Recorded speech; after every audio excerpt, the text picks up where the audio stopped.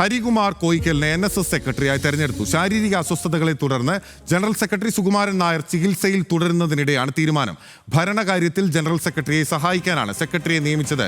Google Ramesh ഉണ്ട് കോട്ടയത്ത് നിന്ന് വിവരങ്ങളുമായി. ഗൂഗിൾ പറയും.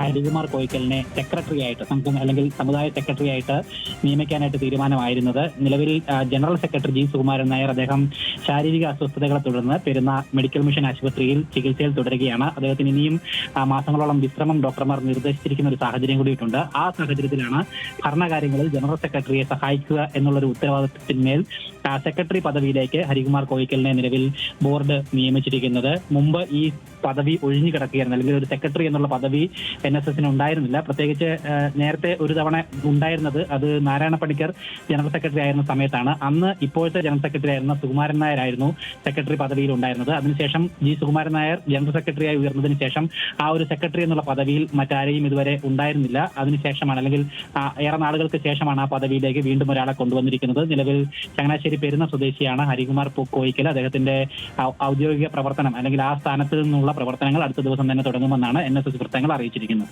ഓക്കെ, വ്യക്തമാണ്. ഹരികുമാറാണ് നേതൃത്വത്തിലേക്ക് എത്തിയിരിക്കുന്നത്. ചങ്ങനാശ്ശേരി പെരുന്ന സ്വദേശിയാണ് ഹരികുമാർ കോയിക്കൽ.